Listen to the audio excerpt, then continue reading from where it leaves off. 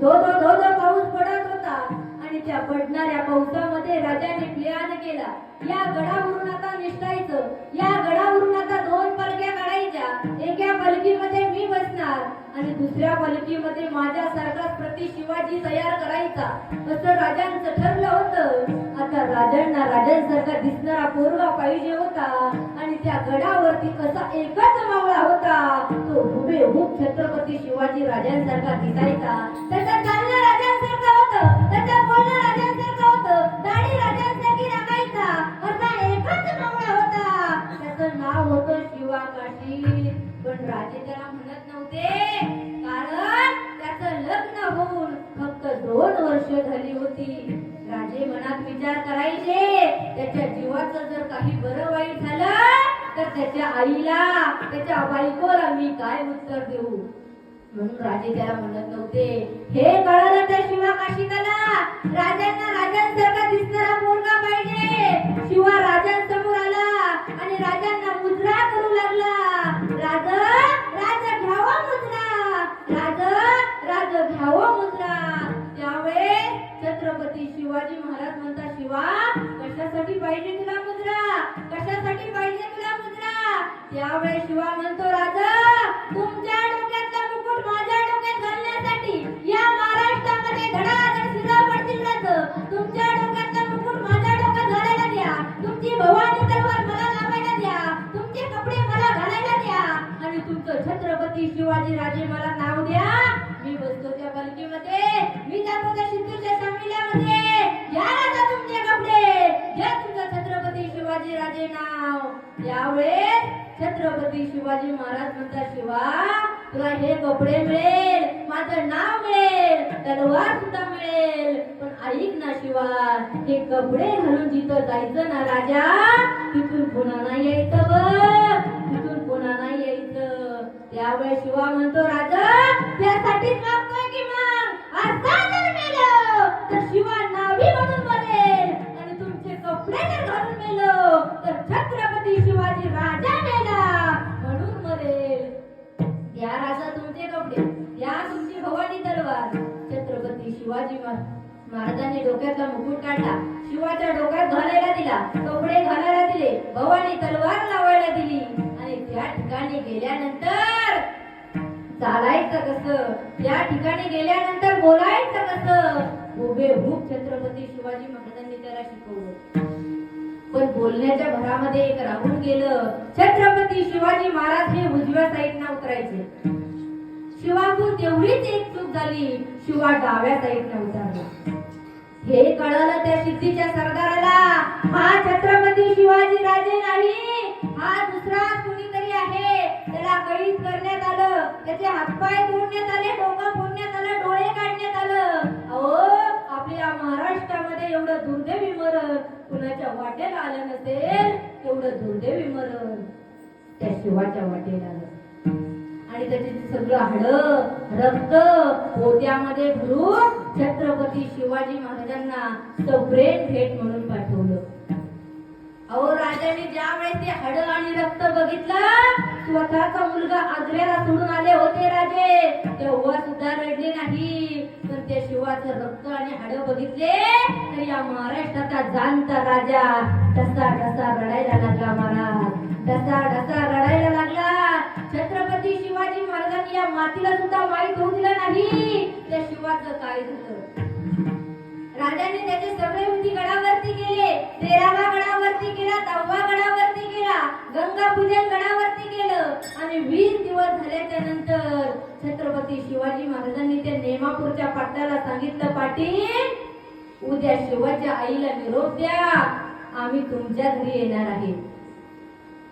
नेमापूरच्या पाटलाने शिवाच्या आईला निरोप दिला, आई उद्या महाराष्ट्राची दौलत, उद्या महाराष्ट्राचे जाणते राजे तुमच्या घरी येणार आहे. आता राजे घरी येणार आहे म्हटल्यावर त्या आईला खूप आनंद झाला. आपल्या सुनबाईला बोलवलं, सांगितलं, सुनबाई उद्या महाराष्ट्राचे जाणते राजे आपल्या घरी येणार आहे आणि त्यांच्या बरोबर तुमचे पतिदेव सुद्धा येणार आहे. काय माहित होते आईला, त्या बाईचा मुलगा या जगात राहिला नाही. काय माहित त्या बायकोला तिचा नवरा या जगात राहिला नाही. सांगितलं सुनबाई, उद्या राजा आपल्या घरी येणार आहे. राजाचं औक्षण तुम्हाला करायचं आहे. तुम्हाला कुंकू टिळक करायचं आहे. ठेवणीतली चांगली साडी घाला, कपाळावरून कुंकू लावा. उद्या राजा आपल्या घरी येणार आहे. राजा आपल्या घरी येणार आहे. सगळ्यांना आनंद झाला होता. आणि ठीक 12 वाजता राजांचं आगमन त्या गावामध्ये झालं. जय जिजाऊ जय शिवराय अशी घोषणा झाली. राजे आता धनगराच्या आईला आले होते. राजे आता मराठाच्या आईला आले होते. आणि राजे आता शिवाजी नाम्याच्या दारात आले. आणि शिवाची बायको आरती करण्यासाठी पुढे सरकली. त्यावेळेस पाठीमागून आवाज आला, सुनबाई तुम्ही नका ओवळू राजाला, तुम्ही नका ओवळू राजाला. राग आला महाराज. ज्या आईला चांगली साडी घालायला सांगितली होती, ज्या आईला कपाळावरून कुंकू लावायला सांगितलं होतं, तीच आई आता आरती करायला नको म्हणते. राग आला महाराज. घरामध्ये निघून गेली. दुसरीच मुलगी समोर आली. राजांचं औक्षण केलं, कुंकू टिळक केला. राजा आता घरामध्ये कामडीवरती येऊन बसले. राजांना तांब्यात पाणी देण्यात आलं, गुळाचा खडा देण्यात आला. आणि राजाने पहिला प्रश्न त्या आईला केला, आई का ओवळून दिलं नाही हो त्या पोरीला? ओवळून द्यायचं होतं की. त्यावेळेस ती आई सांगते, नाही राजा नाही, ती शिवाची बायको आहे. चाललं असतं की मग आई ओवळून द्यायचं ना. किती नाराज झाली ती. नाही राजा नाही, ती शिवाची बायको आहे. मग चाललं असतं की आई, का ओवळून दिलं नाही तिला? त्यावेळेस ती आई सांगते, नाही राजा नाही, तुमच्यासारख्या श्रीमंत माणसाला एका विधवा बाईने ओवाळावं हे शोभत नाही राजा, हे शोभत नाही. असं म्हटल्यावर राजांच्या हातातला तांब्यात खाली पडला. बापरे, मी या मातीला सुद्धा माहीत होऊ दिलं नाही त्या शिवाचं काय झालं. या आईला कसं कळालं असेल? आई तुम्हाला कसं कळालं? त्यावेळेस ती आई सांगते, राजा तुम्ही जाणते राजे आहात, तुम्ही या महाराष्ट्राला बसू शकाल राजा, पण एका आईला नाही बसू शकत राजा. ज्यावेळेस तुम्ही धनगराच्या आईला आला होता, मला वाटलं माझा मुलगा तुमच्या मागे भाला घेऊन असेल. ज्यावेळेस तुम्ही मराठ्याच्या आईला आला होता, मला वाटलं माझा मुलगा तुमच्या मागे भाला घेऊन असेल. ज्यावेळेस तुम्ही माझ्या दारात येताय आणि माझा मुलगा येत नाही, त्या अर्थी मला कळून चुकलंय राजा. आता माझा मुलगा या जगात राहिला नाही. आता माझा मुलगा या जगात राहिला नाही. सोन्या चांदीने भरलेले ताट त्या शिवाच्या दारी आले. शिवाची आई म्हणते, राजा नको आम्हाला हे, घेऊन जा राजा तुमचं, नको आम्हाला हे. त्यावेळी छत्रपती शिवाजी राजे म्हणतात, आई राहू द्या ना एवढं, तुमच्या मुलाने या मातीसाठी आपला प्राण दिलाय आई, राहू द्या ना एवढं. त्यावेळेस आई म्हणते, राजा नको आम्हाला हे, घेऊन जा तुमचं, तुम्हाला द्यायचं असेल ना राजा तर एक द्या. काय देऊ आई मी तुम्हाला? देतात राजा? हो आई. ऐका राजा, दर पोळ्याच्या सणाला माझा मुलगा आमच्या घरी यायचा, माझ्या हातची पुरणाची पोळी खायचा आणि माझ्या गाई आणि बैलाला पुरणाची पोळी खाऊ घालायचा.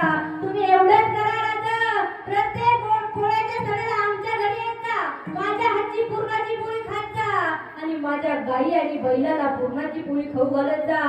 एवढंच करा राजा.